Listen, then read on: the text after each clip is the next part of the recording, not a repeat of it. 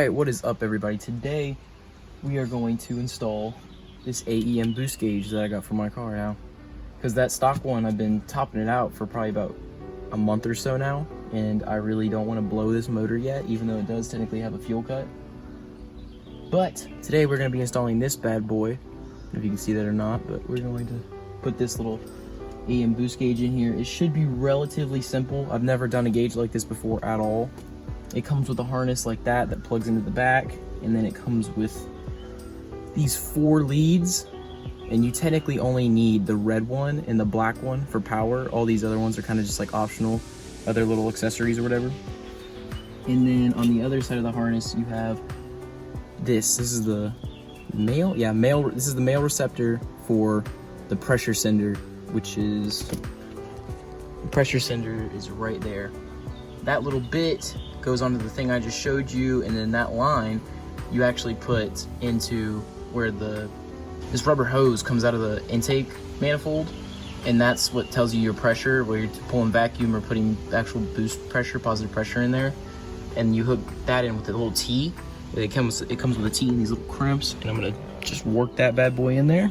Anyway, I'm gonna get started on the wiring, figuring out where I'm gonna put this. The blue and the black, I need to figure out. I'm gonna try and see if I can wire into the fuse itself inside of the car, which is underneath the driver's side footwell. And if I can, I'm gonna try and get that worked where it will only be on when the car is on, and I'll come back if I make any progress with that. Okay, so right now I'm actually pretty stuck in this footwell, but this is the little panel right here, right next to the clutch. I don't know if you can see that, where pop this bad boy off like that. And then there's a little bit of fuses and relays in there. Sure you can see that. I'm gonna try and wire it up to like one of the 7.5s because that thing's probably gonna blow at like 2 amps, but I'm gonna try and see if I can wire in, or maybe even find, try and see. I need really 2 hands to do this. Anyway, I'm gonna figure it out. See if I can get one of these bad boys taken out and wired in, or vice versa. All right guys, I don't have the most professional way of doing this, but there's the red and the black, as you can see again, maybe better with the light. And then this is the fuse that I found in there. It's a 7.5. It's actually for the gauge.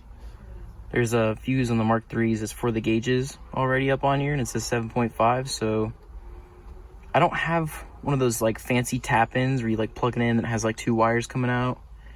So I'm gonna have to like ghetto rig it and like wrap it around the terminals. I guess we'll see if it works or not. Okay, so it's probably about an hour or so later. I finally got the stuff wired up. There's I told you about the fuse earlier, the gauge fuse. I basically just stuck the power line in there and shoved the fuse on it. I didn't get a piggyback system because I didn't care. And then right here down there, you can see that little wire. There's the ground going into that little screw, and it works fine. It grounds it perfectly. So, I mean, those are really short wires that AEM gives you, so I just kind of soldered my own one on there to make it work, but I'll show you guys the final results. Now it's on accessory. Some stuff's on, but it's still not on. And then you put it to the on position, everything turns on, all the gauges kind of light up, and boom, it works. And yes, I did start the car. It actually was given a good pressure reading. I plumbed all the wires, did it through there, did the little, whatever it's called, the pressure sensor. It came with a little see-through barb, and it was extremely easy to hook. Got this bad boy too. This is the boost gauge holder. This is the most high quality unit on Amazon. It's totally not cheap Chinese plastic that barely holds in place when you do it, and it uses double-sided tape. It's the most high quality thing. I mean, Jeff Bezos even told me to get this, guys. It's like the best thing I've ever heard, apparently. So you definitely need to get it. It's highest quality I've ever seen.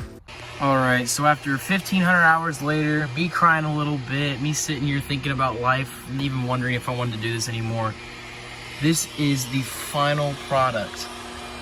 It's not bad. Like, this little cheap Chinese, I mean, it's like, it looks like a bazooka. That's the best way I can say it. It's like a bazooka. It's a bazooka. Oh wow, that's not going in the video. That's terrible. So the wires, I tucked them all down through here, the ones that had to go down underneath. You can barely even see them, but they're all hidden there, and they go down into the fuse box, which I know you still can't see. And then this one, this is the pressure sensor. This is the pressure sensor wires that go up over there through the whole front of the hood. I tucked them back in here through the hood, and they run along right there. Just a second. See if the door will close even. Oh my God! So it runs along here. This is the wire, just kind of shoved it along right here and stuck it back behind this. It wraps around and it sticks. That's where the big old fitting is. This is the actual sensor itself, and then I put Teflon tape all around where this little bit, like a barb, I had to screw onto it so no air leaks out. And then I put more right here just because I don't even know why I did that. And then it loops up, and here's the little barb right here. So easy. Just cut the wire. This is the line coming out of the actual intake manifold. Comes back over here. And there is some important stuff, like there's another T right here and another T over somewhere over here. But it's actually, do not cut anywhere before this guy. Well, I mean, it'll still work, but I would suggest like coming like right before you hit the sensor, which is right here, and just cut the wire and just plug those two things in and then barb it in, and it works. It worked great. I haven't even tried it, but I guess let's go for a test drive and see how she does. Is it working? I think you can see it. I don't know if the LEDs are blinking too much or not, but this says 18, pulling about -18. And if I blip the throttle really quick, it jumps up to about 0. So it is working, so that's the good thing. So now I'm gonna go do some test runs and figure out what kind of boost I'm actually making instead of that thing over there just telling me 8+. Took her out for a spin, saw what she was doing, got it into about as best as I could without a tune like this. Dang, it's looking shiny. I just ceramic coated this bad boy. Looks good as crap.